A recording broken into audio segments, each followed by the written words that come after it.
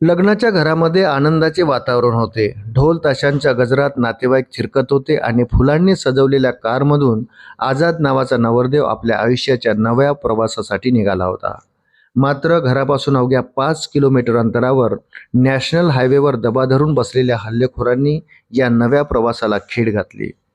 दुचाकीवरून आलेल्या गुंडांनी कारवर अंधाधुंद गोळीबार केला, ज्यामध्ये एक गोळी आझादच्या छातीत तर दुसरी जबड्याला लागली. रक्ताच्या थारोड्यात पडलेल्या आझादला तातडीने जिल्हा रुग्णालयात नेण्यात आले, मात्र डॉक्टरांनी त्याला मृत घोषित केले. या घटनेमुळे परिसरात एकच खळबळ उडाली असून लग्न घरावर दुःखाचे सावट पसरले आहे. उत्तर प्रदेशातील जौनपूर परिसरातील ही घटना आहे. पोलिसांनी केलेल्या प्राथमिक तपासात धक्कादायक माहिती समोर आली आहे. आझाद बिंद यांचे लग्न बीबीपूर येथील एका तरुणीशी ठरले होते. मात्र या लग्नावर नवरीचा नातेवाईक प्रदीप प्रचंड नाराज होता. प्रदीपने 2 दिवसापूर्वीच आझादला लग्न न करण्याची धमकी दिली होती. पोलिसांनी संशयावरून नवरीची चौकशी केली आणि तिचा मोबाईल तपासला असता प्रदीपनेच आपल्या साथीदाराच्या मदतीने हा कट रचल्याचे उघड झाले. विशेष म्हणजे आरोपी प्रदीप हा सराईत गुन्हेगार असून जानेवारी 2025 मध्ये एका हत्येच्या प्रकरणात तो जामिनावर बाहेर होता. या हत्याकांडाचा कट अत्यंत नियोजनबद्ध रीतीने रचण्यात आला होता.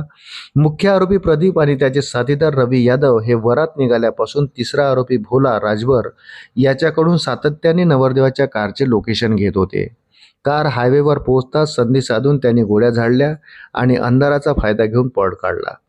शनिवारी 2 डॉक्टरांच्या पथकाने आझादच्या मृतदेहाचे पोस्टमॉर्टम केले, ज्याची व्हिडिओग्राफीही करण्यात आली. या अहवालात आझादला 2 गोळ्या लागल्याची पुष्टी झाली आहे. त्यानंतर कडक पोलीस बंदोबस्तात त्याच्यावर अंत्यसंस्कार करण्यात आले. जौनपूरचे पोलीस अधीक्षक कुंवरसिंह यांनी सांगितले की नवरीच्या नातेवाईकांनी लग्नाला विरोध असल्याने ही हत्या केली आहे. या प्रकरणी प्रदीप बिन, रवी यादव आणि भोला राजभर यांच्या विरुद्ध गुन्हा दाखल करण्यात आला असून फरार आरोपी प्रदीप आणि रवी याच्यावर प्रत्येकी 25,000 रुपयाचे बक्षीस जाहीर करण्यात आले. पोलिसांची अनेक पथके आरोपीच्या शोधात ठिकठिकाणी छापेमारी करत आहे. ज्या घरात सनई चौघड्याचे सूर घुमणार होते तिथे आता केवळ आक्रोश आणि शांतता पसरली असून या घटनेने संपूर्ण जिल्ह्यात संतापाची लाट आली आहे. अशाच नवनवीन अपडेटसाठी व्हिडिओला लाईक आणि चॅनलला सबस्क्राईब जरूर करा. धन्यवाद.